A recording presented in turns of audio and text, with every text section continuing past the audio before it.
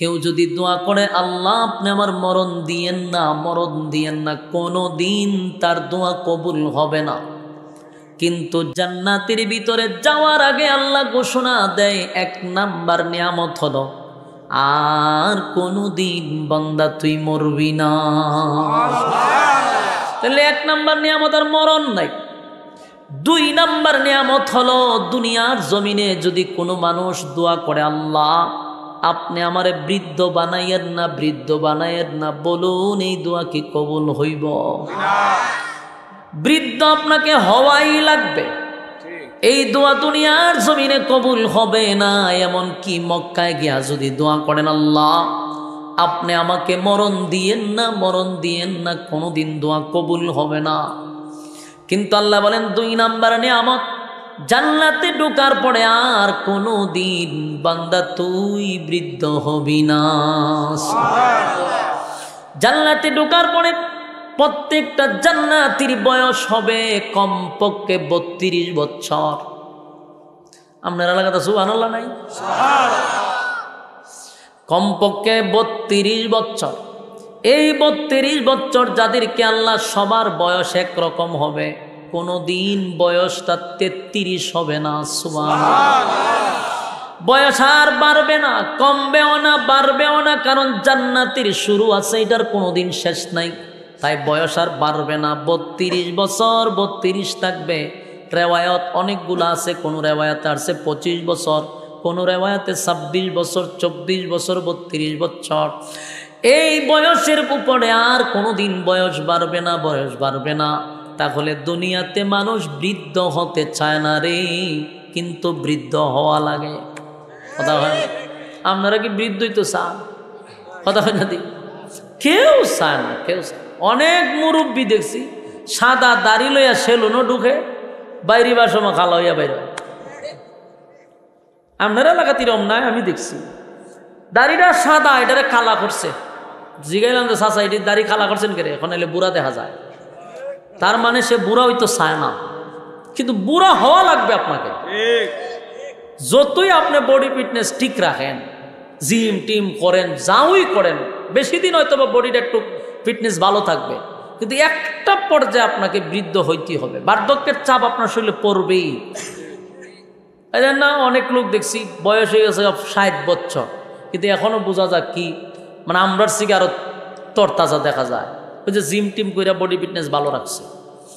আমরা তো ইচ্ছা মতে ফেট বইরা খাইতে থাকি, খাইয়া ফেট একটা বাই করে তো রাখি, আর মুড হইয়া বই যায়। এলে যেন বয়স্কের চাপ কইরা যায়। এই জন্য ভাত খাইবেন কম, বয়সের চাপ পড়বে কম, তবে বুড়াও লাগবে। তাহলে ভাববেন না যে বুড়ো হইতে না, বুড়া হওয়া লাগবে। মানুষ কেউ বুড়া হইতে চায় না, কেউ চায় না, সবাই চায় যুবক থাকতে। কিন্তু আপনাকে বুড়া হতেই হবে। আল্লাহ কই দোয়া কোনোদিন দুনিয়ায় কবুল হবে না। জান্নাতের ভিতরে আমি আর তোদেরকে বৃদ্ধ বানাবো না, প্রত্যেকটা জান্নাতি হবে একেবারে টাটকা যুবক। আর কোনোদিন চামড়া ডিল হবে না, চোখের জ্যোতি কমবে না, চুল সাদা হবে না, শরীর দুর্বল হবে না। আল্লাহ বলেন আমি প্রত্যেকটা জান্নাতীকে যুবক বানায়া দিব। তাহলে বলুন 2 নাম্বার নিয়ামত, কোনোদিন আর বৃদ্ধ হবেন না।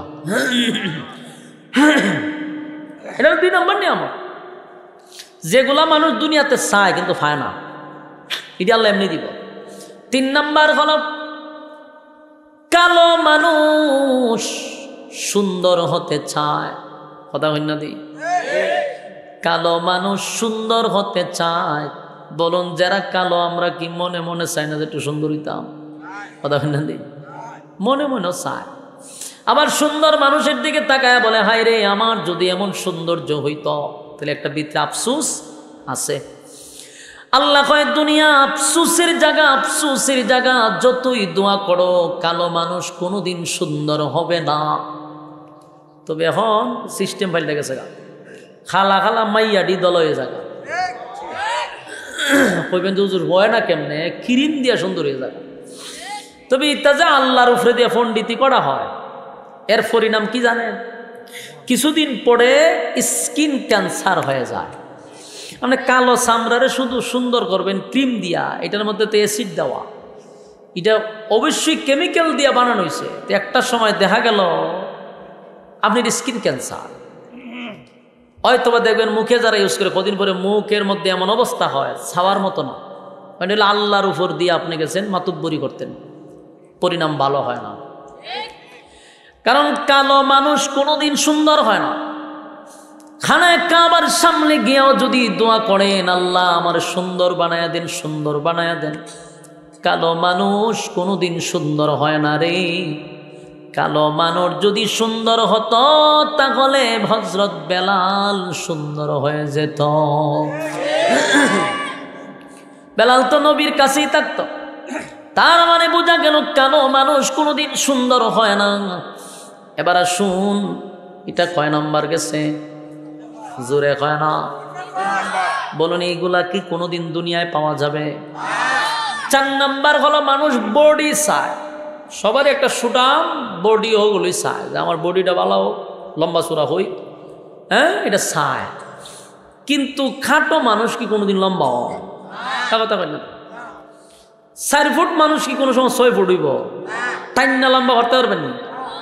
যারা যেরকম বানাইছে এরকম উপরে উঠে জুতা পরান যাব 2 ফুট উঁচা, কিন্তু মানুষ উঁচা হইতে পারতেন না।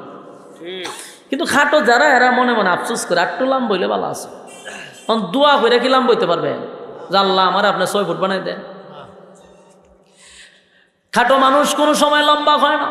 আফসোস দুনিয়ার জমিনে থেকেই গেল। আল্লাহ বলেন জান্নাতের ভিতরে প্রত্যেকটা মানুষকে আমি লম্বা বানাবো, কমপক্ষে 60 হাত লম্বা, 60 হাত লম্বা বানাবো। আদম আলাইহিস সালাতু ওয়াস সালামের মতো লম্বা, আদম আলাইহিস সালাতু ওয়াস সালামের মতো লম্বা বানাবো। বডিটা হবে 60 হাত। তাহলে চিন্তা করেন বুকটা হইব কতটুক ফাঁস। সুবহানাল্লাহ। বডি কারে ভাই, ফ্যাট ম্যাট নাই। আল্লাহ এমন বডি দিবে জান্নাতের ভিতরে, আর সুন্দর ইউসুফ নবীর মতো। ইউসুফ নবী কেমন সুন্দর ছিল, পৃথিবীর অর্ধেক সুন্দর আল্লাহ ইউসুফ নবীরে দিছে। সুবহানাল্লাহ। ইউসুফ নবীরে পৃথিবীর অর্ধেক সুন্দর আল্লাহ দিয়া দিছে। সেই সুন্দর যদি আল্লাহ আমরারে দেয়, খুশি না বেজা? জান্নাতের ভিতরে প্রত্যেকটা মানুষের সৌন্দর্য হবে ইউসুফ নবীর মতো সুন্দর, ইউসুফ নবীর মতো সুন্দর। বডি হবে আদম নবীর মতো লম্বা। তাহলে এই নিয়ামত কি দুনিয়াতে কেউ দোয়া করে পাবে? আল্লাহ কয় জান্নাতে ঢোকার আগেই তোদেরকে এই নিয়ামত গুলা দিয়া দিচ্ছি। এরপরে আসুন 4 নাম্বার। কয় নাম্বার? 4 নাম্বার হলো যাদের কণ্ঠ নাই। কণ্ঠের আফসোস আছে না নাই? দুনিয়াতে বহু মানুষ কণ্ঠের আফসোস করে, হ্যাঁ আমার কণ্ঠটা যদি ভালো হইত। যতই দোয়া করেন কণ্ঠ কি চেঞ্জ হয়? বলে আল্লাহ ঘুম থেকে ওইটা যেন দেখি আমার কণ্ঠ সুন্দর হয়ে গেছে, খবর লইব। কণ্ঠের আফসোস মানুষের থাকে, এটা আল্লাহ ভালো করে জানে, কিন্তু এটা কোনোদিন দুনিয়াতে কবুল হবে না। আল্লাহ প্রদত্ত যেগুলা, এগুলা দুনিয়াতে ছায়া পাওয়া যায় না। আল্লাহ বলেন জান্নাতের ভিতরে প্রত্যেকটা মানুষের কণ্ঠ দেওয়া হবে দাউদ আলাইহিস সালাতু ওয়াস সালামের মতো কণ্ঠ। জানেননি দাউদ নবীর কণ্ঠ কেমন সুন্দর ছিল? দাউদ নবী যখন তার গ্রন্থের থেকে তালাওয়াত করত, উড়ন্ত পাখি জমিনে বৈশা যাইত। সুবহানাল্লাহ। আল্লাহ নিজেই বলেন ইজা জুলজিলাতিল আরদু জিলজালাহা। আল্লাহ কয় জমিনের মধ্যে আমি একটা জালজালা সৃষ্টি করব, মানে ভূমিকম্প। সূরা জিলজাল একটা সূরা আছে, এটার অর্থ কি জানেননি? ভূমিকম্প। সূরার নামই ভূমিকম্প। তার মানে আল্লাহ দুনিয়াতে একটা ভূমিকম্প ঘটাবে। এখন যে ভূমিকম্প হয় এই ভূমিকম্প না, ওই ভূমিকম্প হইলে পরে এই পৃথিবী আর থাকবে না, সব ধ্বংস হয়ে যাব। তো বিশ্ব পরিস্থিতির পরিসমাপ্তি যখন ঘটে যাবে, সব যখন ধ্বংস, ইসরাফিল আলাইহিস সালাতু ওয়াস সালাম সিংহে কটা ফুঁক দিবে? 3টা। কোন রেওয়ায়াতে 2টা আসছে, কোন রেওয়ায়াতে 3টা আসছে। 2টার কথা বেশি বলা হয়েছে, তো 3টাই ধরেন। তো প্রথম সিংহায় যখন ফুঁক দিবে তখন এই আওয়াজটা একদিন না, এই আওয়াজটা বাড়তে থাকবে, বিকট থেকে বিকট, বিকট থেকে বিকট হইতে হইতে প্রায় মাস মাস 6 মাস চলতেই থাকবে আওয়াজ। আর এটা যত সময় যাবে তত এটা বিকট থেকে বিকট হবে। এটার এত আওয়াজ হবে এক সময় সব প্রাণী মারা যাবে আওয়াজে। মানুষকুল, জিনকুল, পক্ষীকুল যা আছে সব শেষ। আওয়াজ যখন এত তীব্র হবে, আওয়াজের সুরে সব ধ্বংস হওয়া শুরু হইবে। এই আওয়াজে সমস্ত মানুষ ধ্বংস। একটা পর্যায়ে আওয়াজের বিকট হইতে হইতে সূর্য পর্যন্ত টুকরা টুকরা হওয়া শুরু হইব, চন্দ্র টুকরা টুকরা হওয়া শুরু হইব, পাহাড় পর্বত ফাটল সৃষ্টি হবে। আরো বিকট হতে থাকলে তখন সব কিছু তুলার মতো উঠতে থাকবে। এখন চিন্তা করেন কি পরিমাণ আওয়াজে সব তছনছ করে লেতেছে। আবার শুরু হবে ভূমিকম্প, জালজালা, মানে মোট কথা সব শেষ। এর পরের যে ফুকটা দেওয়া হবে, এর পরের ফুক দেওয়ার পরে আল্লাহ রাব্বুল আলামিন বলেন, প্রথম ফুক এবং দ্বিতীয় ফুকের মাঝখানে একটা লম্বা গ্যাপ থাকবে। এরপরে একটা টানা বৃষ্টি হইতে থাকবে, বৃষ্টি। এই বৃষ্টি চলতেই থাকবে, পৃথিবী সর্বোচ্চ জায়গায় পানি গিয়ে পৌঁছবে। আরো ভয়ানক হবে কি, ওই পানির মধ্যে আগুন ধরে যাবে। আটলান্টিক মহাসাগর, প্রশান্ত মহাসাগর, ভারত মহাসাগর, আরব সাগর, যত নদী নালা খাল বিল আছে সবগুলোর মধ্যে আগুন ধরে যাবে, সব সমতল পানির মতো হয়ে যাবে। এরপরে আল্লাহ রাব্বুল আলামিন সব কিছুই ধ্বংস করবে। মালাকুল মউত আজরাইলকে বলবে যে বাকি কে আছে? আল্লাহ সব শেষ, ফেরেশতাকুল আছে। আল্লাহ বলবে ফেরেশতাকুল শুধু তোমরা 4 জন বাদে সব ধ্বংস করে দাও। ইসরাফিল, মিকাইল, আজরাইল, জিব্রাইল, 4 জন বাদে সব শেষ। আল্লাহ জিজ্ঞাসা করবে আর বাকি কে রয়েছে? জিব্রাইল, আজরাইল কয় হুজুর আল্লাহ আমরা তো 4 জন আছি, আর আপনি চিরঞ্জীব, আপনার তো আর মরণ নাই। আল্লাহ কয় তুমি বাদে বাকি 3 জনকে ধ্বংস করে দাও। আজরাইলও শেষ, আজরাইল বাদে মিকাইল, জিব্রাইল, ইসরাফিল, 3 জন শেষ। বাকি রইল কে? আজরাইল বাকি। আল্লাহ কয় আর কে বাকি আছে? আল্লাহ আমি আছি আর আপনি চিরঞ্জীব।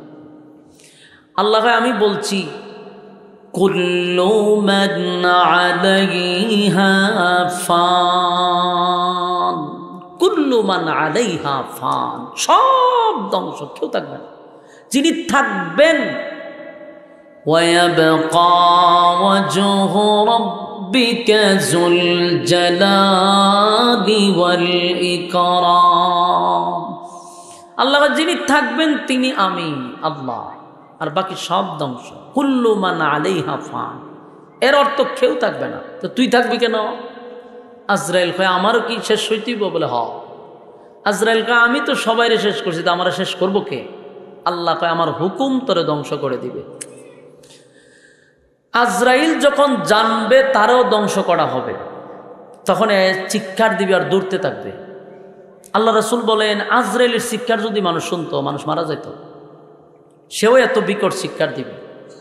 শেষে মালাকুল মউত আজরাইলও ধ্বংস করবে। এখন বাকি রয়েছে কে? আপনারা আর মাঝখানে ওয়াজ করতেছি না, গুরুস্থানে দ্বারা জিয়ারত করতেছি, আল্লাহ বালা জান। আপনারা কি জিন্দা নি? কেমনে বুঝতাম? শ্রোতাও কম, মানুষের আওয়াজও কম, মন মানসিকতা তো আপনারা নষ্ট করে নিলেন।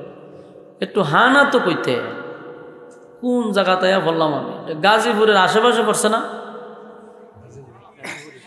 ও এটা তো গাজীপুর মহানগর। এটা তো ভাই গাজীপুর, এটা তো ময়মনসিংহ গেছি না। হনো আমি ময়মনসিংহ গেলে না বুঝতাম যে ময়মনসিংহ আছে, আমার এটা মাইনা নেই। আমি অনেক সময় হ্যাঁ আরে যখন আমি ওয়াজ করি জুব্বা টুব্বা লাগাই, সাদ্দ লাগাই, এই যে এমনি বয় লড়েও না। আমিও কোনো রকম জানাজা ভরাই আয় পড়ি, কিন্তু এটা তো গাজীপুর, মানুষ তো সচেতন। আপনারা আওয়াজ কম, ঘটনা কি? একটু মাঝে মাঝে কাউন্টার দিয়েন, তাহলে আমি বুঝি যে আমার ওয়াজ কথা বুঝতেছেন, তখন আর একটা কথা বলার আগ্রহ বাড়ে। বাকি রয়েছে কে এখন? তখন তো সব শেষ, শুধু আল্লাহ বাকি রয়েছে। তখন আল্লাহ বলেন লিমানিল মুলকুল ইয়াউম, আল্লাহ তখন একা একা বলতে থাকে, তখন কেউ নাই, শুধু আল্লাহ। তখন আল্লাহ পৃথিবীর রাজা বাদশারা তোরা কোথায়? তোদেরকে আমি বাদশাহী দিছিলাম, রাজত্ব দিছিলাম, রাজত্ব আর বাদশাহী পাইয়া বেড়াগিরি তো কম করছত না, এখন কোথায়? হে ভাই সাহেব, মনিটরে আর একটু কমান, শুধু মনিটরে, অন্য জায়গায় না। আল্লাহ বলেন আজকে তোমরা কোথায়? কোনো শব্দ আছে? কারণ নাই তো কেউ। তা আল্লাহ নিজে নিজে কইতেছে তোরা কো? পৃথিবীতে আমি কত রাজা বাদশা পাঠাইছি, ক্ষণস্থায়ী দুনিয়াতে সীমিত রাজত্ব দিছিলাম, এই পাইয়া তোরা কত কিছু করলি, আমার নাফরমানি করলি, আজকে তোরা কোথায়? কোনো শব্দ নাই। তখন আল্লাহ নিজেই দেখবে কেউ যেন শব্দ নাই, আল্লাহ নিজেই কয় লিল্লাহিল ওয়াহিদিল কাহ্হার, আল্লাহ কয় আজকের একক রাজত্ব আমি আল্লাহর। সুবহানাল্লাহ। আসেনি এলাকা? এটা কোন সময় কন? কেউ মারা গেলে আমি জানি না তো, গাজীপুরের সিস্টেম হইতো তো পারে। আল্লাহ বলেন আজকের একক রাজত্ব আমি আল্লাহর। রাজত্ব কার? আল্লাহ। সাউন্ড অনেক সুন্দর আছেন, কিন্তু চালক বালা না। আপনি চালক বালা না তো, বুঝেন কম, কিন্তু সাউন্ড অনেক সুন্দর আছেন। কইছি একটু হালকা কমাইতেন যেন সাউন্ডটা মিষ্টি হয়। এত আওয়াজ হলে তো বিরক্ত লাগে, যত হয়ে কমাই তো আরো বাড়ায়। হ্যাঁ আপনি মারতেন না, ঠিক আছে, কমাইব কমাইব। তো আল্লাহ রাব্বুল আলামিন বলেন, থাক থাক আর দূরের না, রাজত্বের একক মালিক আমি আল্লাহ। তো এই পরিস্থিতিতে যখন সব শেষ, আল্লাহ তখন আবার যে সিংহায় ফুঁক দিব, ইসরাফিলকে শুধু আল্লাহ আবার ডাক দিব, উঠ। ইসরাফিল আবার জীবিত হবে, একটা দাঁড়ায়, আল্লাহ সিংহায় ফুঁক দে। আবার ফুঁক দিলে পড়ে তখন সমস্ত মানুষের ভিতরে আবার রুহু আসবে। দেখেন সুবহানাল্লাহ, আসেনি কেন? এইটি অভ্যাস করেন, অভ্যাস করেন। মাঝে মধ্যে মাহফিল টাফিলও যাইবেন। আপনার এলাকাতে মাহফিল টাফিল খুব কমই হয়, প্রশিক্ষণ নেই। ইসরাফিল আলাইহিস সালাতু ওয়াস সালাম দ্বিতীয় সিংহে ফুঁক দিলে পড়ে মানুষ ওইটা কাদা মাটির থেকে দাঁড়াবে। ওই যে বৃষ্টি দিয়াতে সব সমান হয়েছে, কিন্তু সব সমান, তো মানুষ ওই মাটির থেকে ওইটা দাঁড়াবে। আর আল্লাহ সবগুলার ভিতরে আবার রুহু দিবে, কিন্তু রুহুতে দিবে, দাঁড় করাবে না, ভিতরে খালি রুহু আসছে।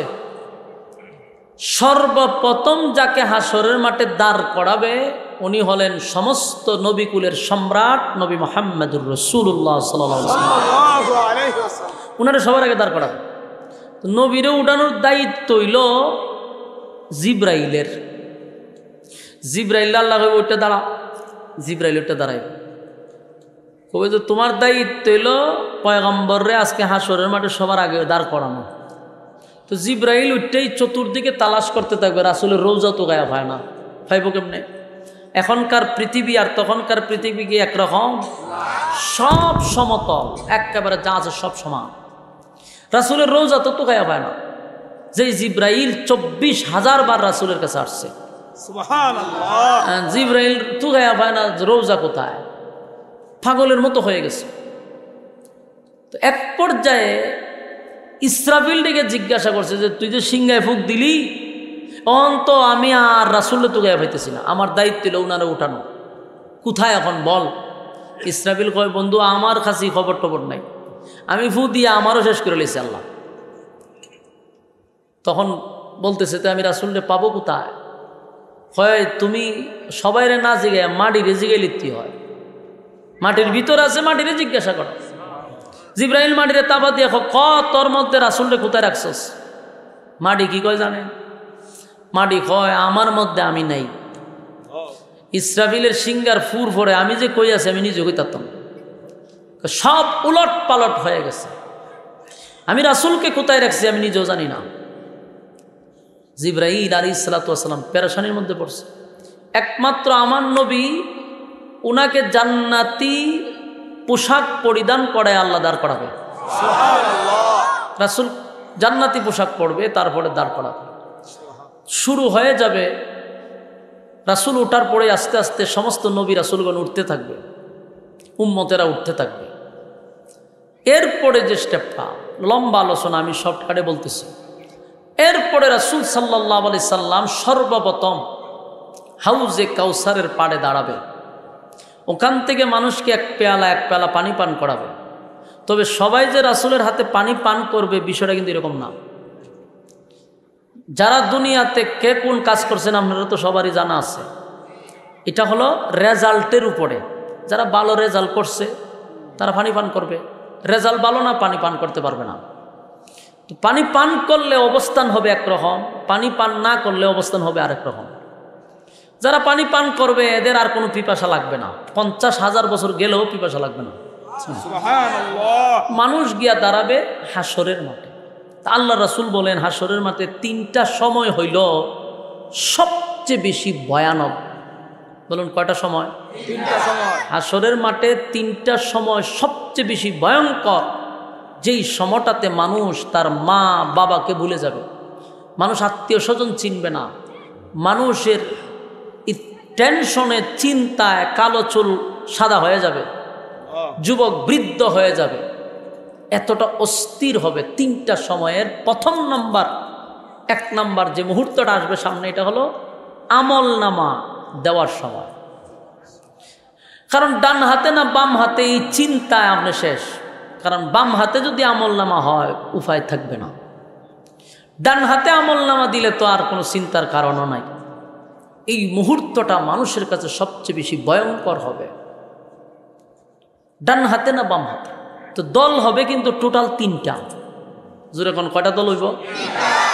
একটা দলকে আল্লাহ বলেন বিনা হিসাবে জান্নাত দিব। সুবহানাল্লাহ। কোনো হিসাব টিসাব নাই, বিনা হিসাবে জান্নাত। আল্লাহ বলেন ইল্লা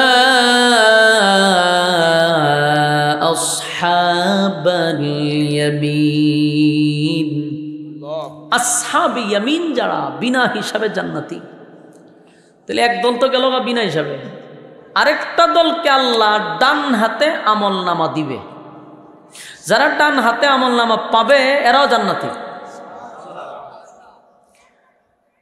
ডান হাতে আমল নামা এক দল পাবে, আরেক দল বাম হাতে আমল নামা, এদেরকে বলা হয় বামপন্থী, আরেকটা আছে ডানপন্থী। বামপন্থীরা বাম হাতে আমল নামা পাবে। আমল নামার দৃশ্যটা, চিত্রটা কেমন হবে? স্বাভাবিক বাম হাতে আমল নামা দিবে না, এত ভয়ঙ্করভাবে দেওয়া হবে। তখন এই দৃশ্য দেখে অসংখ্য হাসরের মাঠের মানুষগুলি কাঁপতে থাকবে। বাম হাতটারে ডাইরেক্ট বুক বরাবর ঢুকাবে, ছিদ্র কইরা ঢুকাইয়া পিছন দিকে এটা টাইনা বাইর করবো হাতটা। তো পিছন দিকে হাত এইভাবে গেলে এখন আপনার চেহারা সামনের দিকে আমল নামা নিবেন কেমনি? আল্লাহ গাটটারে মস্কায়া দিবে, ভাঙ্গা পিছনের দিকে নিয়ে যাবে। যেমন মরতেন না কিন্তু, ভাঙ্গা পিছনে নিবে। এরপরে হবে নে রেজাল্ট দেখ, কি পরিমাণ রেজাল্ট করছস, ফাঁস করছত না ফেল করছত, নিজের চোখেই দেখতে থাক। তখনকার মানুষগুলো হবে সর্বোচ্চ জ্ঞানী, নিজেদের আমল নামা নিজেরাই পড়বে আর বলবে আমার প্রতি মালিক বেইনসাফি করে না। এখানে কথা কয় কাটাক, দাঁড়ায় দাঁড়ায় কথা কয়, চলতেছে। আপনারা এখানে 3-4 হাজার 5,000 মানুষ হইতে আপনারা কিতা করতেন? এখানে এই মানুষের ভিত্তি চিল্লাচিল্লি শুরু করে দেন। একটু নীরবে থাকেন, মানুষগুলো মনোযোগ দিয়ে শুনতেছে, এদেরকে শুনতে দেন। রাসূল সাল্লাল্লাহু আলাইহি সাল্লাম বলেন 3টা সময় খুব ভয়ানক। বলুন এই যে কথাগুলি বলতেছি, এটা কি আমরা সময় গেছে কেনা সামনে আছে? আপনি মনোযোগ দেন না কেন? এই পরিস্থিতি তো আমাদেরকে সামনে আসতে হবে। আইজ হোক কাল হোক দাঁড়াইতে হবে, এটা নিশ্চিত। যতই আখাম কুখাম করেন আর যতই বরত্ব দেখান, আল্লাহর সামনে দাঁড়াইতে হবে, এটা 100%। এটা আপনি অস্বীকার করার কোনো সিস্টেম নেই, দাঁড়াইতে হবে। তো একদল বিনা হিসাবে আর এক দলে দিবে বাম হাতে। বাম হাতে যখন আমল নামা দিব তার সে নিজে বুঝতে পারবে যে আমার অস্তিত্ব নেই, ভয়ানক অবস্থা হবে। আরেকটা মুহূর্ত হলো যখন তার আমল নামা মাফা হবে মিজানের পাল্লায়। মানুষ এখানেও চিন্তিত থাকবে আমল নামা কি ভারী হবে না হালকা হবে, এই চিন্তায় মানুষ পাগল হয়ে যাবে। 3 নম্বর অবস্থানটা হলো ফুলসিরাতের ফুলের উপরে। এই ব্রিজ পাইড়িতে গেলে অনেকে নিচে পড়ে যাবে, আর নিচে হলো জাহান্নাম। যারা পড়বে জাহান্নাম, ইন্না জাহান্নামা কানাত মিরসাদা। মোবাইলটি সাইলেন্ট করে এলাম, নির্যাতন করতেছেন আমার উপরে আপনারা। ইন্না জাহান্নামা কানাত মিরসাদা লিত্তাগিনা মাআবা লাবিসিনা ফিহা আহকাবা লা ইয়াযুকুনা ফিহা বারদান ওয়ালা শারাবা। ইন্না নিশ্চয়ই, ইন্না জাহান্নামা কানাত মিরসাদা, নিশ্চয়ই জাহান্নাম তোমাদের জন্য উত পেতে বসা। মানে ওই যে ব্রিজ আছে না ফুলসিরাতের ফুল, এর নিচে জাহান্নাম উত পেতে বসে রয়েছে, ফরবার ধরে নেব। এই জন্য এই সময়টা খুব ভয়ানক, ভয়াবহ অবস্থা হবে। লিত্তাগিনা মাআবা, আল্লাহ বলেন সীমা লঙ্ঘনকারীদের জন্য জাহান্নাম। লাবিসিনা ফিহা আহকাবা, যুগের পর যুগ সেখানে অবস্থান করবেন, এর কোনো শেষ নাই। লাবিসিনা ফিহা আহকাবা লা ইয়াযুকুনা ফিহা বারদান ওয়ালা শারাবা, এখানে ঠান্ডা পানি শরবত দেওয়া হবে না। ইল্লা হামিমান ওয়া গাসসাকা, এমন এক শরবত দিব যা আপনারই শরীরের রক্ত আর ফুস আর বিষাক্ত পানি টকবগে গরম, এটি পান করাইব। ওই মুহূর্তটা ভয়ানক। এখন আসুন ডানপন্থীদের বিষয়ে আসে। যারা ডান হাতে আমল নামা পাবে এরা তো খুশিতে লাফাইতে থাকবে, আনন্দের মিছিল দিতে থাকবে। তা আল্লাহ জিগা এত লাফাস করে আল্লাহ, আমরা জানি ডান হাতে আমল নামা পাইছি মানে জান্নাত পাইছি। তো খুব খুশি লাফাইতেছে। আল্লাহ কয় দাঁড়া, জান্নাতে ঢুকার আগেই তোদের এত আনন্দ, আমি তোদেরকে একটা স্পেশাল অফার দিতেছি যা দুনিয়াতে কাউকে আমি এই নিয়ামতগুলা দেই নাই। যেই নিয়ামতগুলো আমি তোদেরকে এখন দিব জান্নাতে ঢুকার আগে, দুনিয়াতে এই নিয়ামত কোনো নবী রাসূলকে আমি দেই নাই। নবী রাসূলরা যদি আল্লাহর কাছে চাইতো আল্লাহ দিত না। এই নিয়ামত দুনিয়াতে কোনোদিন কেউ পাবে না, নবী রাসূলরা পায় নাই। কিন্তু জান্নাতে ঢুকার আগে না চাইতে আল্লাহ এমনি নিয়ামতগুলা দিবে। এই নিয়ামতগুলো একটু মনে রেখে দেখেন তো, মিলেনি যে সাইলিটি কিন্তু পাওয়া যায় না দুনিয়াতে। 1 নাম্বার, দুনিয়াতে কোনো মানুষ যদি দোয়া করে যে আল্লাহ আপনি আমার মরণ দিয়েন না, এটা কি কবুল হইব? কথা ফেন না দি। নবীরও দোয়া করতে যে আল্লাহ মরণ দিয়েন না, কবুল হইত? এইটা কোনোদিন দুনিয়াতে কবুল হবে না। মরতে আপনাকে হবে। আস্তিক হন নাস্তিক হন যে কোনো ধর্মের হন, সবাই একটা জিনিস বিশ্বাস করে যে মরণ লাগবে, এটা বিশ্বাস করে। তাহলে এই দোয়া দুনিয়াতে কবুল হবে না, কিন্তু জান্নাতে আপনাকে না চাইতে নিয়ামত দিবে, আর কোনোদিন জান্নাতে মরবেন না। 1 নাম্বার, রব্বে কারীম বলেন 1 নাম্বার নিয়ামত হলো যা দুনিয়াতে কোনো মানুষ কোনোদিন চাইলে আমি দিতাম না, দিব না। কেউ যদি দোয়া করে আল্লাহ আপনি আমার মরণ দিয়েন না, মরণ দিয়েন না, কোনো দিন তার দোয়া কবুল হবে না। কিন্তু জান্নাতের ভিতরে যাওয়ার আগে আল্লাহ ঘোষণা দেয় 1 নাম্বার নিয়ামত হলো আর কোনো দিন বান্দা তুই মরবি না। তাহলে 1 নাম্বার নিয়ামত আর মরণ নাই। 2 নাম্বার নিয়ামত হলো দুনিয়ার জমিনে যদি কোনো মানুষ দোয়া করে আল্লাহ আপনি আমারে বৃদ্ধ বানাইয়েন না, বৃদ্ধ বানাইয়েন না, বলুন এই দোয়া কি কবুল হইব? বৃদ্ধ আপনাকে হওয়াই লাগবে।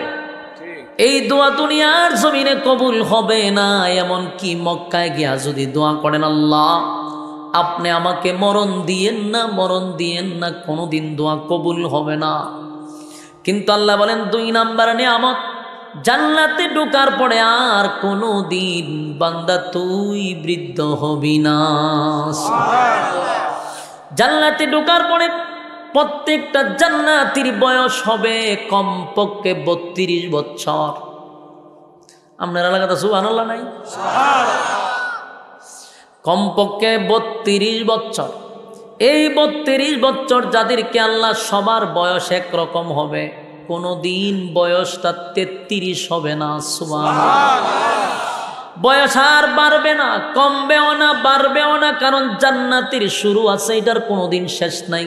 তাই বয়স আর বাড়বে না, 32 বছর 32 থাকবে। রেওয়ায়ত অনেকগুলো আছে, কোনো রেওয়ায়তে আসছে 25 বছর, কোনো রেওয়ায়তে 26 বছর, 24 বছর, 32 বছর। এই বয়সের উপরে আর কোনোদিন বয়স বাড়বে না, বয়স বাড়বে না। তাহলে দুনিয়াতে মানুষ বৃদ্ধ হতে চায় না রে, কিন্তু বৃদ্ধ হওয়া লাগে। কথা হয়, আপনারা কি বৃদ্ধই তো চান? কথা হয় না? কেউ চায় না, কেউ চায়। অনেক মুরব্বী দেখছি সাদা দাড়ি লইয়া সেলুনও ঢুকে, বাইরে বাসমা খালা হইয়া বাইরে। আপনারা এলাকাতে এরকম নাই? আমি দেখছি দাড়িটা সাদা, এটারে কালা করছে। জিগাইলাম যে চাচা এটির দাড়ি কালা করছেন কে? এখন এলে বুড়া দেখা যায়। তার মানে সে বুড়া হইতো চায় না, কিন্তু বুড়া হওয়া লাগবে আপনাকে। যতই আপনি বডি ফিটনেস ঠিক রাখেন, জিম টিম করেন, যাওই করেন, বেশি দিন হয়তো বা বডিটা একটু ফিটনেস ভালো থাকবে, কিন্তু একটা পর্যায়ে আপনাকে বৃদ্ধ হইতেই হবে। বার্ধক্যের চাপ আপনার শরীরে পড়বেই। না, অনেক লোক দেখছি বয়স হয়ে গেছে 60 বছর, কিন্তু এখনো বোঝা যায় কি, মানে আমরার থেকে আরো তরতাজা দেখা যায়। ওই যে জিম টিম করে বডি ফিটনেস ভালো রাখছে। আমরা তো ইচ্ছা মতে ফেট বইরা খাইতে থাকি, খাইয়া ফেট একটা বাই করে তো রাখি, আর মুড হইয়া বই যায়। এলে যেন বয়স্কের চাপ পইরা যায়। এই জন্য ভাত খাইবেন কম, বয়সের চাপ পড়বে কম, তবে বুড়াও লাগবে। তাহলে ভাববেন না যে বুড়ো হইতে না, বুড়া হওয়া লাগবে।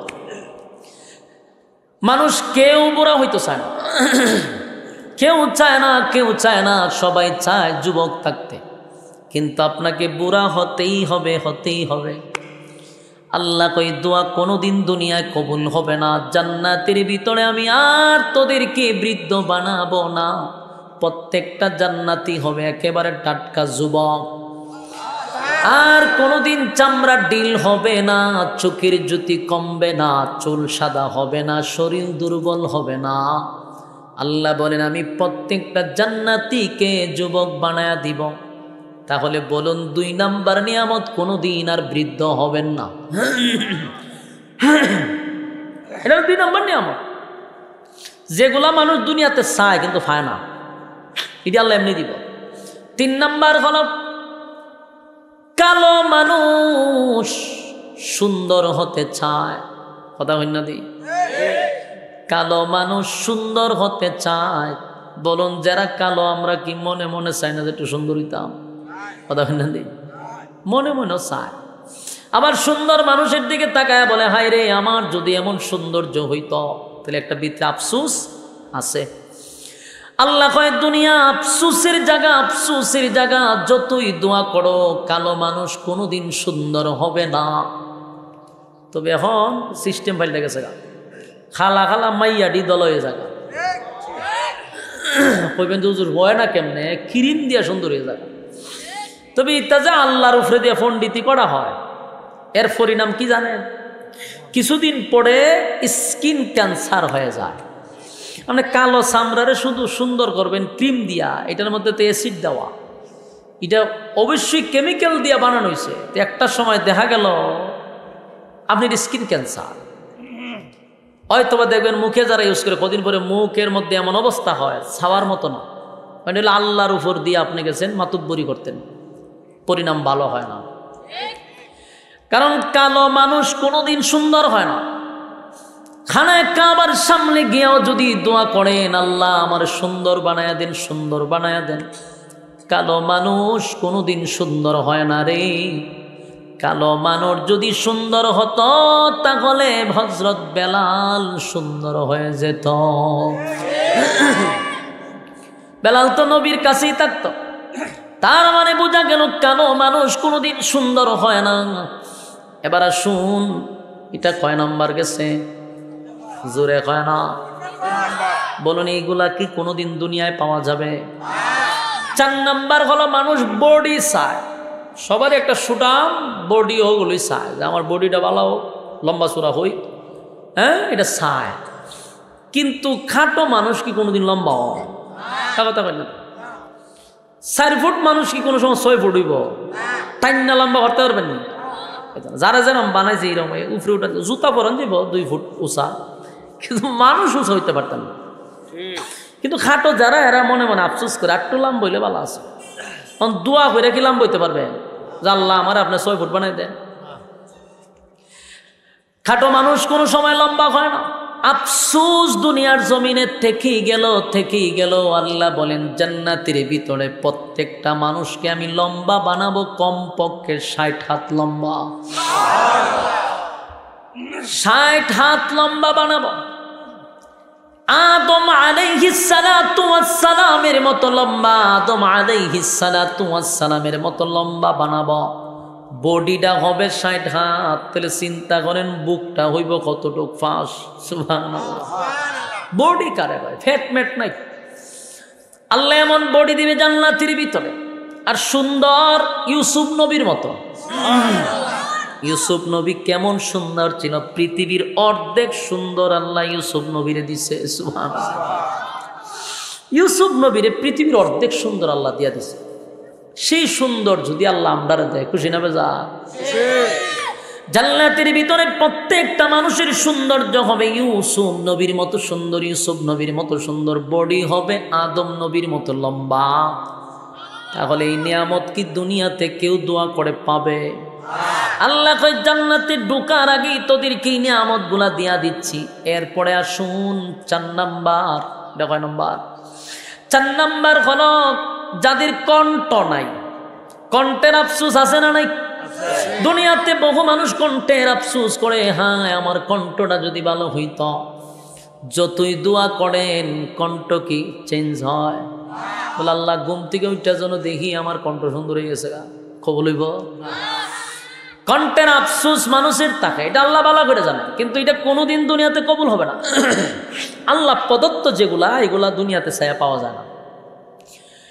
আল্লাহ বলেন জান্নাতের ভিতরে প্রত্যেকটা মানুষের কণ্ঠ দেওয়া হবে দাউদ আলাইহিস সালাতু ওয়াস সালামের মতো কণ্ঠ। জানেননি দাউদ নবীর কণ্ঠ কেমন সুন্দর ছিল? দাউদ নবী যখন তার গ্রন্থের থেকে তেলাওয়াত করত, উড়ন্ত পাখি জমিনে বৈশা যাইত। সুবহানাল্লাহ। উনি তেলাওয়াত করলে পড়ে উড়ন্ত পাখি যতগুলো আছে, এই উড়ন্ত পাখিগুলা সব এসে ওনার সামনে বসে যেত। আল্লাহ ওনার এত সুন্দর কণ্ঠ দিচ্ছে। দাউদ আলাইহিস সালাম যখন তেলাওয়াত করত, সমুদ্রের মাছগুলি লাফাইতে লাফাইতে দাউদ নবীর কাছে চলে আসত। সেই কণ্ঠটা আল্লাহ প্রত্যেকটা জান্নাতীকে জান্নাতের ভিতরে দিবে, খুশি না বেজার? জান্নাতের ভিতরে মালিক আমাদেরকে কণ্ঠ দিবে গো, দাউদ নবীর মতো কণ্ঠ দিবে, দাউদ নবীর মতো কণ্ঠ দিবে। তাহলে এই নিয়ামত দুনিয়ার জমিনে কোনোদিন চাইলেও পাওয়া যাবে না। কিন্তু আল্লাহ জান্নাতের ভিতরে না চাইতেই আমাদেরকে নিয়ামত দিবে। সুবহানাল্লাহ। এলো কয় নাম্বার হইল? 5 নাম্বার। 5 নাম্বারটা হলো দুনিয়াতে অনেক মানুষ রাজত্ব চায়, ধন সম্পদ চায়, গাড়ি বাড়ির মালিক হইতে চায়, প্রচুর টাকার মালিক হইতে চায়, ঠিক নেই? তো বলুন তো, সবাই কি টাকার মালিক হতে পারে? সবার কি 4-5টা বাড়ি ঢাকাতে থাকতে পারে? কিন্তু যাদের নাই তারা আফসুস করে, কথা কয়। যাদের নাই তারা আফসুস করে। আফসুস করতে করতে মারা যায়। মানুষ বলে হায় আফসুস, আমার যদি ঢাকাতে একটা বাড়ি থাকতো। কিন্তু আফসুস করে রাজত্ব চায়, ক্ষমতা চায়, কিন্তু সময় পায় না। আল্লাহ কয় জান্নাতের ভিতরে ঢোকার পরে নিম্ন স্তরের জান্নাতীকে এই পৃথিবীর 10টা পৃথিবীর সমান জান্নাত দেওয়া হবে। যুবক ভাইরা আমার, কয় নাম্বার গেল? 6 নাম্বার হলো মানুষ কি চায়, ভালো করে শুনেন। 6 নাম্বার মানুষ চায় বউ। বলুন কি চায়? বউ চায়। কইবেন হুজুর আপনার তো বউ আছে। বলে বউ থাকলেও মানুষ মনে মনে আর একটা চায়। আপনারা স্বীকার করলে করেন, না করলে নাই। কিন্তু আমি তো এটা জানি, কারণ এটা মানসিকভাবে আল্লাহ তৈরি করছে। মানুষ একটা বিয়ে করলেও মনে মনে চায় আরেকটা বিয়ে করতে। কিন্তু ঠাডা পড়ছে বাংলাদেশেও জন্ম নিছেন আপনি। আমরা রোজা রাখতেই বলছি না। বাংলাদেশে প্রেম প্রীতি করা, অবৈধ কাজ করা সহজ, বিয়া করা কঠিন। যেই দেশে বিয়া কঠিন এই দেশে জেনা বেবিচার বেড়ে যায়। যেই দেশে বিবাহ করা সহজ এই দেশে জেনা বেবিচার হয় না। এই জন্য আল্লাহর নবী বলেন, উপযুক্ত ছেলে হইলে বিবাহ করায়া দাও, মেয়ে যদি উপযুক্ত হয় সাথে সাথে বিয়া করায়া দেন। মা বাবার একটা দোষ আছে, আমাদের দেশের মা বাপের খাসলত হইল হয় ছেলে নিজের ভাইয়ে দাঁড়াইছে না, তো এটা কি আরেকজনের ভাও দেখা হয়েছে? এটা দুই ভাও আছে, হয় না আমরা রোজগার করতে, আপনি রোজগারের চিন্তা করতে করতে খাম কু খাম কইরা PhD কইরা বইয়া রইছে, আর আপনি বইয়া সুবহানাল্লাহ পড়তেছেন। সুবহানাল্লাহ সুবহানাল্লাহ কপালে দাগ ফলাইছেন, আপনি সুবহানাল্লাহ করতেছেন। হাসরের মাঠে আপনার বুকে ফাড়া দিয়া জাহান্নামে যাবে আপনার ছেলে, আপনার লইয়া যাবে টাই না, বলে আমার আখাম কুখামের লেগে আমার বাবা হইল 1 নম্বর অপরাধী। আপনি যদি ছেলেরে খাওয়াইতে পারেন তাহলে ছেলের বউরে কিছুদিন খাওয়ান, এরপরে নিজে নিজে এমনি নিজের ভাইয়ে দাঁড়াইব। আপনি বইয়া রয়েছেন কোন দিন নিজের ভাইয়ে দাঁড়াইব, এটাকে আরেকজনের ভাও দেখা রয়েছে। আর এই কারণে আমাদের সমাজে জেনা বেবিচার বেড়ে গেছে।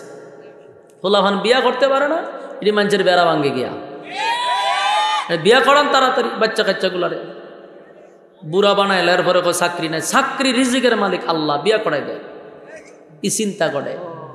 হ্যাঁ, বিবাহ করলে বরকত বাড়ে, বলুন বিবাহ করলে বিশ্বাস হয় না? কইরা দেখে। আমি আমার কথা বলি, আমি যখন বিয়া করছি আমার বেতন ছিল 3000। আমি আমার কথাটাই বলতেছি, শুধু আপনাদেরকে এইদিকে আকর্ষণ করার জন্য, যেন ছেলেদেরকে তাড়াতাড়ি বিয়া করা। এবং সত্য কথা বলতেছি, সত্য কথা, আল্লাহ হাজির নাজির। মসজিদে তখন আমি ইমামতি করছি, আমি তখন আলিয়াতে পড়তাম, কৌমিতে পড়তাম, 2 মাদ্রাসা চালাইতাম। এই ইমামতি কইরা টিউশনি কইরা বেতন পাইতাম 3000। ওই সময় বিয়া করাই দিছে আমার। এখন আমার মাসে আমি, আমার সাথে যে কর্মী আছে, আমার মাদ্রাসা স্টাফ, আমার সাথে যারা থাকে, আমার মাসে 2 লাখ টাকা খালি আমি কর্মচারীর বেতন দিই। 2 লাখ খালি বেতনই দিই আমি। আর আমার গাড়ির ধোয়া যায় মনে মাসে 1 লাখ, যেই পরিমাণে তেল আর পেট্রোল ঢুকে সারা দেশ ধরতে গেলে 1 লাখ টাকা তেল খরচ। তাহলে আপনি বলেন বিয়ার পরে ঠকছি না জিতছি? এরপরে আরো বরকত শোনেন, যখন আপনার বাচ্চা হবে আরো বরকত বাড়বে। জিজ্ঞাসা করেন, এটা সবার কপালে নাই, কোনো এটা অনেক সময় মেয়েদের উপর ডিপেন্ড করে। মেয়ে যদি দিনদার হয় বরকত বেড়ে যাব, মেয়ে যদি বদগার হয় তাহলে কমতে থাকবো, এটা স্বাভাবিক। অনেকে জিজ্ঞাসা করেন মেয়ে হয়েছে ছেলে হয়েছে পরে আরো দন বাড়তে থাকে, এটা কমে না। এই জন্য দিনদার দিকে বিয়া করেন, ডিস্কো দিকে বিয়া করেন না। টিকটক, ওই টিকটক মাইয়া ভান বিয়া করেন, বরকত যা আছে এটা লইয়া হেবার যাব, বরকত সে আনবে না, বরকত লইয়া যাইব আরো ধ্বংস করবে। এই জন্য দিনদার। এখন আপনারা যে জি কইলেন দিনদার দে ভাইতেন, আপনি দিনদার নি না, আপনি করবেন আকাম কুমার, আপনি মনে মনে হবে যে আমার বউটা যেন রাবিয়া বসরি হয়, হেতে করে চুরি বাটপারি মানুষটা টকায়, আর হ্যাঁ রাবিয়া বসরি লেগে বই রইছে। তুমি যেমন তোমার জন্য থাকবে এমন। হ্যাঁ জি কয় কাটার এটা, হ্যাঁ তোর বিয়ার বয়স হয়েছে নি, হেতি খুব আজ্ঞাইল চিন্তা করছেন, এর বয়স 10-12 না, খুব চিল্লাইতেছে, মানে এটা উনাইতো যে বিয়া করাইতো। সবার আগে দেখে চিল্লাইতেছে, হেতের মা বাপরে খবর দিয়ে বিয়া করাই দেন। জান্নাতের ভিতরে আল্লাহ রাব্বুল আলামিন বলেন, দুনিয়ার মানুষের চাহিদা তাকে একটা করার পরে আরেকটা বিয়া করতে চায়, এটা মানুষের স্বভাবগত দোষ। বিয়া চাইলেও আরেকটা করতে চায়, কিন্তু এরপরে আল্লাহ বলেন মানুষের চাহিদা পূরণ হয় না, দুনিয়াতে হয় না। মানুষ তো একটা বউ নিয়ে জীবন কাটায় দেয়, কিন্তু আফসোস থাকলেও আরেকটা করা যায় না। মানুষের সমালোচনার কারণে মানুষ করে না, বিভিন্ন কারণে, কিন্তু মনে যে আফসোস ছিল সেটা আল্লাহ জানে। আল্লাহ বলেন আমি জানি, কিন্তু দুনিয়ায় আফসোস পুরা না হলেও জান্নাতে তোর আশা পূর্ণ করে দিব। জান্নাতে আপনার আশা পূরণ হবে। তাহলে জান্নাতীরা কয়টা বউ ভাইব? সর্বনিম্ন জান্নাতি, কোন রকম জান্নাত গেছে এমন ব্যক্তির জন্য 72টা বউ থাকবে। সর্বনিম্ন কয়টা? 72টা। চিন্তা করে আছে কারা? 72টা বউ থাকবে। অনেকে চিন্তাত আছে একটা লই চলতে পারি না, কত ঝামেলা। সেই সময় আপনার বডিটা থাকবো 60 হাত লম্বা, পায়খানা নাই, প্রস্রাব নাই, জান্নাতের ভিতরে নোংরামি নাই। সুবহানাল্লাহ। কমপক্ষে বউ দিবে 72টা। যুবক ভাইরা আমার, এখানেই শেষ না। এরপরে আল্লাহ বলেন সব দিলাম, এখন যদি চরিত্র ভালো না থাকে। আচ্ছা, এখন সব দেওয়া হয়েছে, এখন মানুষের চরিত্র ভালো না, তো জান্নাতের ভিতরে কি আর কন্ট্রোল থাকবো? কথা হয় না দি? এই জন্য আল্লাহ কয় প্রত্যেকের চরিত্র আমি চেঞ্জ করে দেব। অহন যে চরিত্র আমরা বাঙালির, এই চরিত্র লইয়া তো জান্নাতও যায়, আর একজনের হুরাই না তোর জ্বালা গালিব, চরিত্র ভালো না তো। এই জন্য আল্লাহ এই চরিত্র দিয়া জান্নাত ঢুকাইতাম না।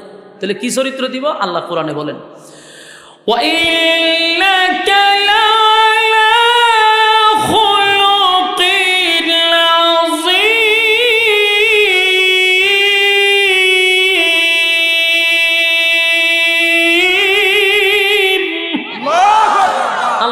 খুলুকে আযীম দান করব। খুলুকে আযীম কার চরিত্র জানেন? বিশ্ব নবীর চরিত্র। এক একটা নবীর এক একটা গুণ দিয়ে আল্লাহ জান্নাতীরে তৈরি করবে। সুবহানাল্লাহ, সুবহানাল্লাহ। আল্লাহ রাব্বুল আলামিন বলেন আমি জান্নাতীর ভিতরে প্রত্যেকটা জান্নাতীকে চরিত্র দিব বিশ্ব নবীর চরিত্র।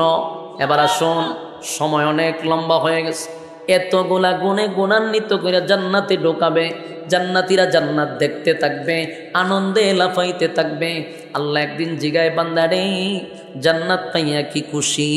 জান্নাতীরা কয় মালিক সব পাইয়া খুশি, তবে সারাটা জান্নাত ঘুরে ঘুরে দেখলাম আমাদের দুনিয়ার জমিনে কিছু বন্ধু বান্ধব ছিল, কিছু আত্মীয় স্বজন ছিল। জান্নাতের ভিতরে আসলাম, জান্নাত দেখলাম, কিন্তু গোটা জান্নাতের ভিতরে আমাদের আত্মীয় স্বজনকে দেখলাম না, বন্ধুদেরকে দেখলাম না। আল্লাহ তারা কোথায়? মালিক বলবে তুই দুনিয়ার জমিনে নেক এবং সৎ কাজের সাথে জড়িত ছিলি, আমি আল্লাহ বিনিময়ে তোরে জান্নাত দিলাম। যাদেরকে তালাশ করস তারা আছে জাহান্নামের ভিতরে। যুবক ভাইরা, জান্নাতীরা তখন বলবে মালিক আমার বন্ধুদেরকে একটু দেখতে চাই। আল্লাহ কয় তোরা আছো জান্নাতে, তারা আছে জাহান্নামে। জান্নাতীরা জাহান্নামীর সঙ্গে দেখা করার কোনো সুযোগ নাই। তখন বান্দা বলবে মালিক আপনিই না বললেন জান্নাতীরা যা চাইবে আপনি তা দিবেন? আল্লাহ কয় এমন কথা কি কইছিলাম? বলে হ কইছে। আল্লাহ বলেন তোমাদের দরখাস্ত মঞ্জুর করলাম, আমি তোমাদের সঙ্গে জাহান্নামীদেরকে সাক্ষাৎ করায়া দিব। সাক্ষাৎটা কিভাবে হবে বিস্তারিত আলোচনা করার কোনো সুযোগও নাই। আমি শুধু আপনাদেরকে একটা এক্সাম্পল দেই। বর্তমানে মনে করেন এখানে তাই কাজ, আমি আমেরিকা একজনকে ফোন দিই, আমেরিকা কিন্তু এখন দিন আর এখানে কিন্তু রাত। তো আমেরিকায় যদি আমি ফোন দিই তো ওখানে রৌদ্র আর এখানে প্রচণ্ড ঠান্ডা। তো বলুন তার সাথে ভিডিও কলে কথা বললে কি রৌদ্রের তাপ আমার শরীরে লাগবো? কিন্তু আমি তারা দেখতেও পারবো, কথাও বলতে পারবো।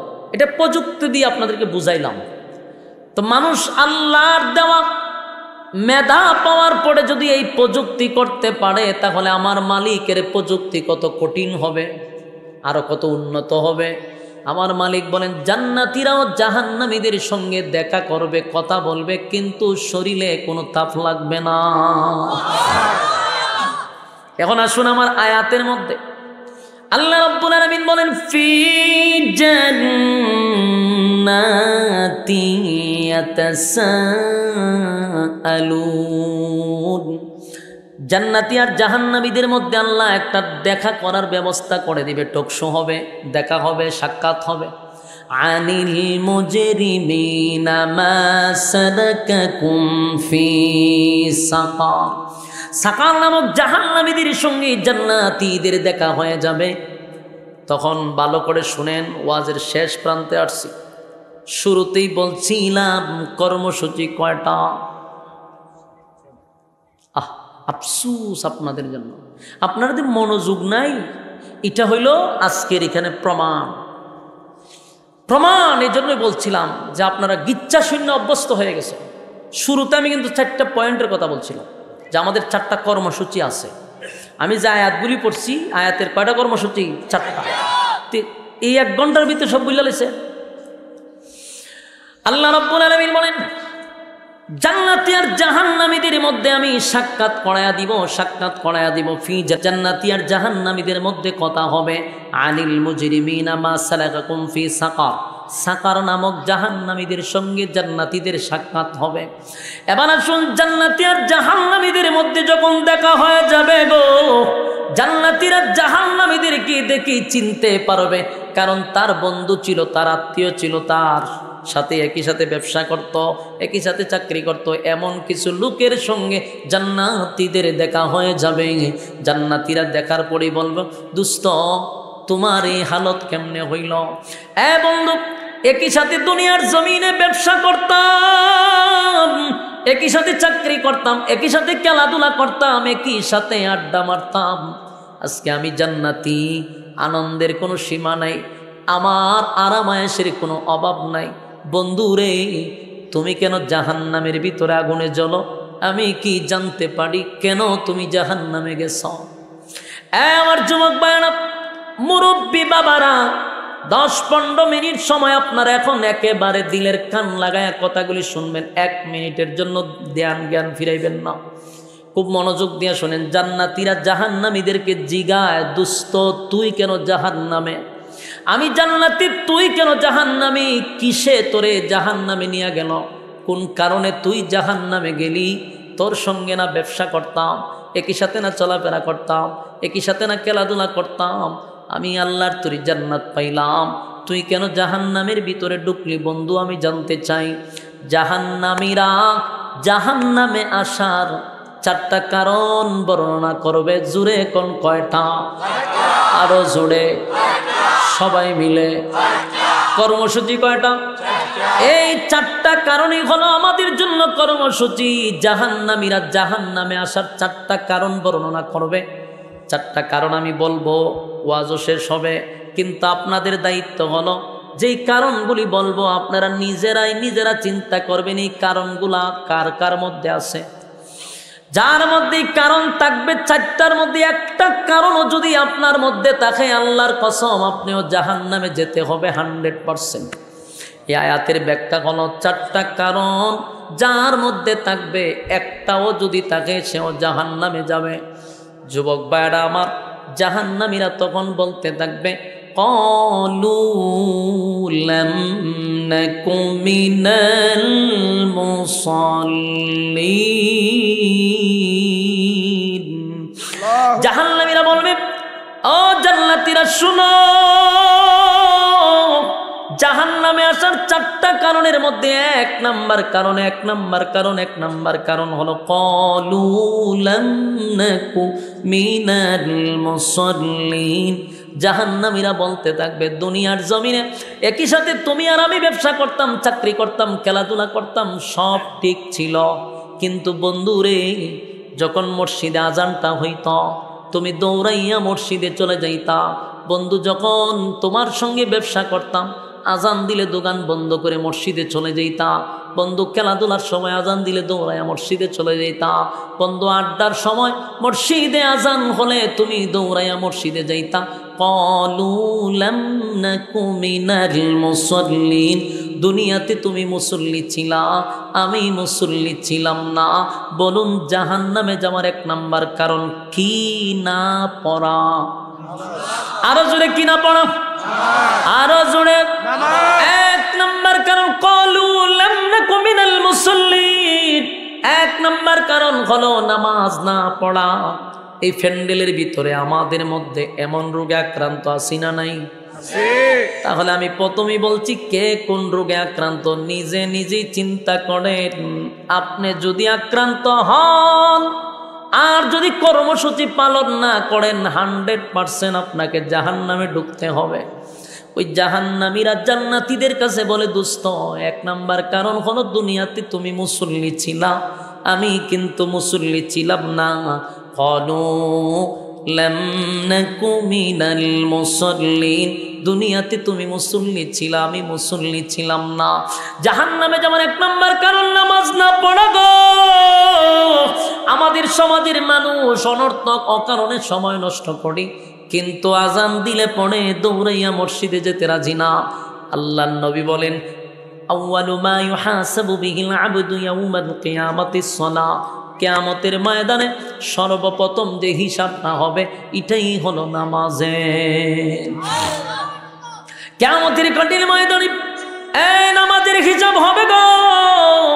জাহান্নামীরা জান্নাতীদেরকে বলে ক্বালু লাম নাকু মিনাল মুসাল্লিন, দুনিয়াতে আমরা নামাজি ছিলাম না, নামাজ না পড়ার কারণে আজকে আমরা জাহান্নামী, নামাজ না পড়ার কারণে আমরা জাহান্নামী।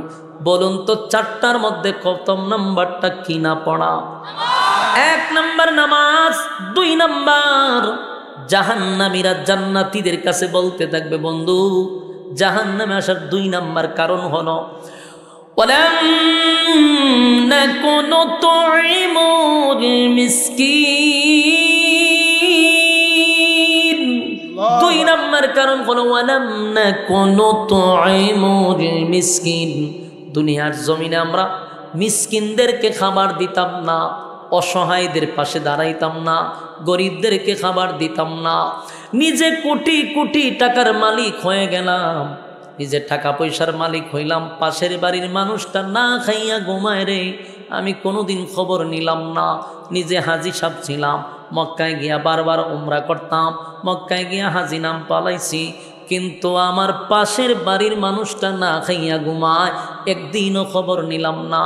জাহান্নামে যাওয়ার এটা 2 নাম্বার কারণ। ওয়ালাম নাকু নুতঈমুল মিসকিন, এতিমদের মাল যারা মাইরা খায়। বলুন সমাজে এমন লোক আছে না নাই যারা এতিমের মাল পর্যন্ত খায়? এতিমের মাল মাইরা যারা খায় যাই না রাই কেন, এটা জাহান্নামে যাওয়ার 2 নাম্বার কারণ।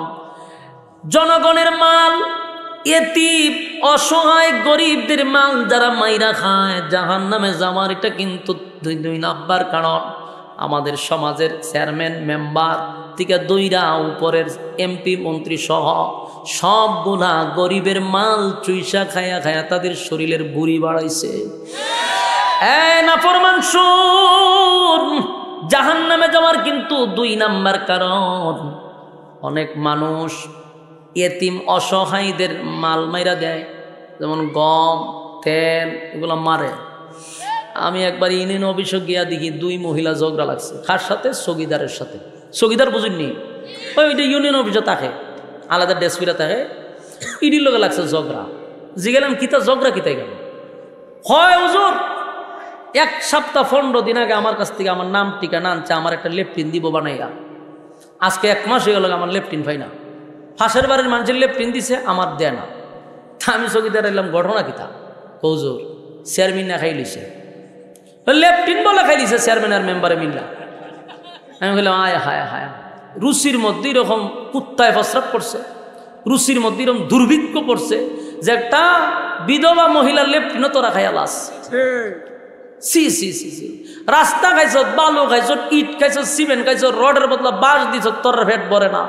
তেলের ডিব্বা নিয়ে লুগাইয়া রাখছস, গম চুরি করছ, তাও ফেট ভরে না, লেফটিন পর্যন্ত খাইছস। কি পরিমাণ দুর্ভিক্ষ পড়ছে রুচির মধ্যে।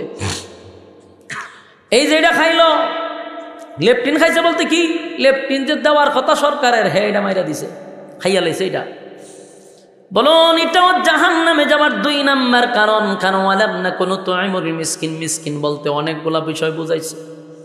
অসহায় গরিব দরিদ্রদের মাল যারা মাইরা খায়, জুলুম করে, মানুষের উপরে অত্যাচার করে, তার জায়গা দখল করে, মাজলুম যারা এদের উপরে যারা জুলুম করে, জাইনারা ক জাহান্নামে যাওয়ার এটা 2 নাম্বার কারণ।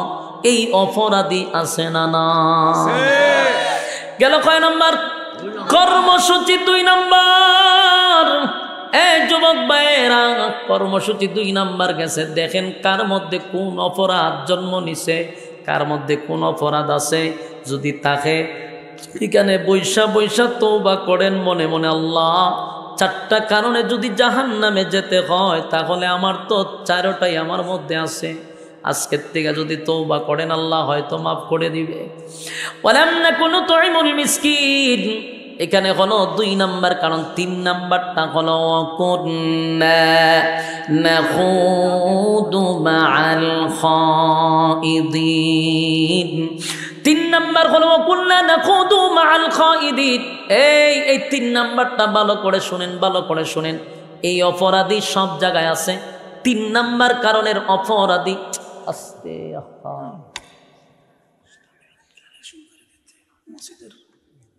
শেষ কারো কথা কইতেছে, বুঝছি, কথা কয়েন না, কথা কয়েন না। ওয়াকুন্না নাখুদু মাআল খাইদিন, এটা কয় নাম্বার? তিন নাম্বার কারণটা সবার মধ্যে থাকতে পারে, বিশেষ করে বৃদ্ধদের প্রতি আছে, মহিলাদের মধ্যে আছে, অনেক মুরব্বীদের মধ্যে এই অপরাধ আছে। নিজে নিজে তওবা করেন। আর মহিলাদেরকে বলছি আপনারাও কান্ডা খাড়া কইরা শুনেন। তিন নাম্বার অপরাধে অনেকেই জড়িত, যেটারে আমরা গুনাই মনে করি না, অথচ ওইটার কারণে জাহান্নামে যেতে হবে। ওয়াকুন্না নাখুদু মাআল খাইদিন। তিন নাম্বার কারণ হলো যারা বেহুদা, অনর্থক, অপ্রয়োজনীয় কথা বলে। বলুন এই রোগে আক্রান্ত আছে না নাই? আপনার আওয়াজে বোঝা যায় খুব কম। অনর্থক যারা কথা বলে, বেহুদা যারা কথা বলে, অপ্রয়োজনীয় কথা যারা বলে, এরা জাহান্নামে যাওয়ার তিন নাম্বার কারণ। অথচ এটার আমরা গুনাই মনে করি না, কিন্তু ভাই এই কারণেও আপনাকে জাহান্নামে যেতে হবে। বেহুদা কথা বলা যাবে না। এটা আমরা মহিলার মধ্যে আছে। 10-12 জন মহিলা যদি এক জায়গায় বইতে পারে, কক কক কক কক করে রাস্তা এলাকা গরম করে লায়। হ্যাঁ, কারো খালি মহিলারও দোষ না, মুরব্বীরারও আছে। মুরব্বীরা মসজিদ থেকে বাইরেছে নামাজ পড়া, তসবি একটা আতলিয়া জপতেছে, সুবহানাল্লাহ সুবহানাল্লাহ। গেছে দোকানের সামনে গিয়ে সুবহানাল্লাহ, আরে এটা চিনি সারা সাদে, সুবহানাল্লাহ সুবহানাল্লাহ। তোর দোকানে বেচা কিনা হয়নি, সুবহানাল্লাহ সুবহানাল্লাহ। টিভিটা দেখছে, ছেড়ে দিয়েছেন দেশের কিতা খবর, সুবহানাল্লাহ সুবহানাল্লাহ। তোর মাইয়া বিয়া দিছত নি, সুবহানাল্লাহ সুবহানাল্লাহ। সুখে শান্তিতে আসেনি, সুবহানাল্লাহ সুবহানাল্লাহ। কিতা করে এখন কি, সুবহানাল্লাহ। ওই সুবহানাল্লাহ পড়তেছে, সব খবর জিগাইতেছে। এই যে মাঝখানে সুবহানাল্লাহ ফাঁকা ফাঁকা কথাটি হইল, এটা ফাও কথা না? এটি জাহান্নামে যাবে। যে তিন নম্বর কারণ মুরব্বী জানে না। সারাদিন সুবহানাল্লাহ পড়তেছে, দুনিয়ার সব খবর সুবহানাল্লাহর ভিতরে ঢুকাই দিছে। ঢুকাইয়া দেখবেন লাস্টের তসবির মাথাতে একটা সুমা দেয় 100, মানে 100 হয়ে গেছে। কিন্তু 100 তো হয়েছে, এর আগে দিনের ভিতরে কত আখাম কুখাম ঢুকাই রাখছে। আমাদের মধ্যে এই অভ্যাস আসেনি? হ্যাঁ, এটা জাহান্নামে যাবে 6 নম্বর কারণ। সুজা হয়ে যান গা। আমি যত না কথা বলতেছি আল্লাহর কসম, একটা কথাও আমার মন গড়া নয়, মন গড়া নয়। আয়াতের রেফারেন্স দিয়া দিয়া বলতেছি, আপনারা বাংলাতে বাইকিরা নিয়ে। ওয়াকুন্না নাখুদু মাআল খাইদিন। জাহান্নামে যাওয়ার 3 নাম্বার কারণ হলো যারা বেহুদা কথা বলে, অপ্রয়োজনীয় কথা বলে।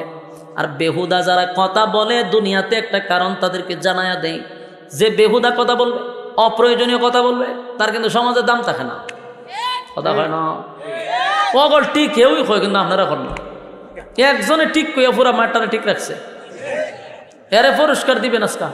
আপনি প্রধান অতিথি নি, ওই সারা প্রধান তো পুরস্কার দিয়ে দেবেন। এরে কিতা করতো, 1 লাখ ঠিক কইয়া পুরা প্যান্ডেলের 1 লাখ রাখছে। বিয়ার সময় এখন ঠিক, বিয়া করার সময় এখন ঠিক, এমন যন্ত্রণা দিতেছে।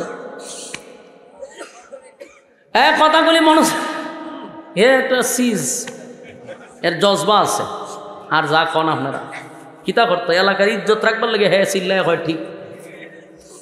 আল্লাহ বলেন ওয়াকুল্লা নাখুদু মাআল খাইদিন। জাহান্নামে যাওয়ার 3 নাম্বার কারণ হলো যারা বেহুদা অনর্থক কথা বলছে। তাহলে দাইনা রাখবেন, বেহুদা কথা বলা জাহান্নামে যাওয়ার একটা কারণ।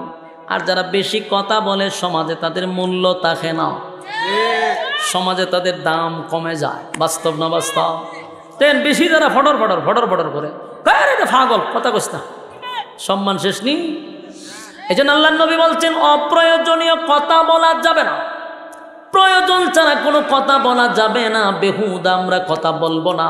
আর বেহুদা কথা বলা জাহান্নামে যাওয়ার 3 নাম্বার কারণ। মা বোনদেরকে বলি, আপনার মধ্যে, মহিলাদের মধ্যে স্বভাব আছে, আপনাদের এলাকায় যদিও নাই, আমার এলাকার কথাই বলতেছি। মহিলাদের মধ্যে স্বভাব বেশি। 5-6 জন মহিলা যদি এক জায়গায় বসে, তাহলে দেখবেন সারা গ্রামের খবর ওই মহিলাদের কাছে আছে। কার জামাই কি করে, কার ঘরে কি রাঁধছে, কে কেমনে চলে, কার শাশুড়ি কেমন, কার শ্বশুর কেমন, সব খবর হে ইন্টারনেট সারাইলই পড়ে। ইন্টারনেটের দরকার হয় না। এদিন আপনি পত্রিকা না পড়লেও চলবো, যদি 5 জন মহিলা একখানা হয়, পুরা এলাকার খবর এর কাছ থেকে জানতে পারবেন। এগুলা কিন্তু জাহান্নামে যাওয়ার 5 নাম্বার কারণ। ওয়াকুন্না নাখুদু মাআল খাইদিন, জাহান্নামে যাওয়ার 3 নাম্বার কারণ। এবার আসুন 4 নাম্বার কারণটা জেনে নেই। 4 নাম্বার কারণ হলো ওয়াকুন্না নুকাযযিবু বিয়াউমিদ্দিন। জাহান্নামে যাওয়ার 4 নাম্বার কারণ হলো যারা দুনিয়ার জমিনে থাইকা পরকালের কথা বিশ্বাস করে নাই। আল্লাহ যে বিচারক, আল্লাহ যে হাসরের মাঠে আমাদেরকে পুনরায় দাঁড় করাবে, আল্লাহ যে ন্যায় বিচারক হবে, জাহান্নাম জান্নাতের কথা যারা বিশ্বাস করতে চায় না তারাও জাহান্নামী। 4 নাম্বার কারণ। এতক্ষণ যা বললাম, যা শুনলেন, কেউ যদি হয় এগুলা সত্য হইতে পারে, নাও হইতে পারে, আপনিও কিন্তু জাহান্নামে যাওয়ার 4 নাম্বার কারণ হইয়া দাঁড়ায় গেছেন। 4 নাম্বার কারণ হলো কুন্না নুকাযযিবু বিয়াউমিদ্দিন, যারা পরকালের উপর বিশ্বাস করে না, এরা জাহান্নামে যাওয়ার 4 নাম্বার কারণ। এবার আসুন এই 4টা কর্মসূচি যারা পালন করবে, এই 4টা অপরাধের মধ্যে যারা জড়িত, এখানে তাইকা যদি আজকে নিয়ত করেন যে 4টা অপরাধ আমার মধ্যে আছে রে, আজকের থেকে ওয়াদা করেন আল্লাহ এই 4 কাজ থেকে আমারে বাঁচায় রাখেন। যদি বেঁচে যান, কসম খোদার 4 কারণে জাহান্নামে যেতে হবে না। 1 নাম্বার নামাজ, 5 ওয়াক্ত নামাজ। 2 নাম্বার হলো এতিমের মাল কোনোদিন মাইরা খাইবেন না, এতিমদের পাশে দাঁড়াবেন, অসহায়দের পাশে দাঁড়াবেন। 3 নাম্বার হলো বেহুদা অনর্থক কথা বলবেন না। 4 নাম্বার হলো পরকালের উপর বিশ্বাস আস্থা রাখতে হবে। তাহলে আল্লাহর কসম 4 কারণে জাহান্নামে আপনার যেতে হবে না। এই 4টা কর্মসূচি কারা কারা পালন করতে রাজি? হাত তুল্লা দেখায়া দিই। লিল্লাহে তাকবীর, লিল্লাহে তাকবীর। বলুন কয়টা কারণ? 4টা। ওয়াদানি। আচ্ছা, এই 4 কারণের অপরাধী যারা আছে তাদের জন্য আমিও দোয়া করব, আপনারাও দোয়া করবেন আল্লাহ যেন এই 4টা কারণ থেকে আমাদের হেফাজত করে। তবে দোয়ার আগে আল্লাহর রাস্তায় কিছু দিয়া দোয়া করলে দোয়াটা কবুল হয়। আমি আপনাদেরকে বলবো, এখানে একটা মসজিদ নির্মাণাধীন কাজ চলতেছে। আপনাদের মধ্যে এমন হৃদয়বান ব্যক্তি আছেন যে হুজুর আমি 2000 টাকা নগদ দিব, 1000 টাকা দিব, 500 দিব, এরকম আছেন না? মেহেরবানি করে আমার কাছে নিয়ে আসেন। এবং আমার টাইমগুলো প্রত্যেকটা জায়গাতে মেনটেন করা আছে, এমনি বেশি দিয়ে দিছি। এরপরে আপনারা আবার আবদার করতেছেন, আমি তেলাওয়াতই তো করতে পারলাম না ওনার জন্য। ভাই ইকু বুঝেন না কেন আপনি?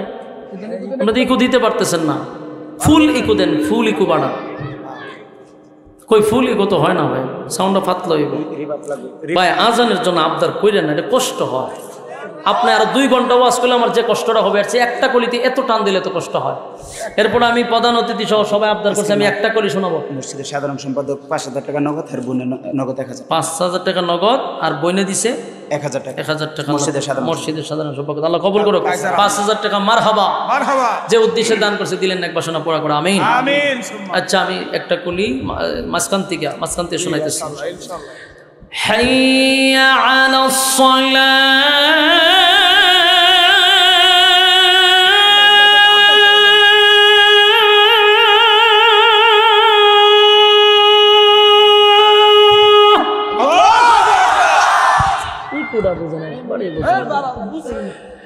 حي على الفلاح،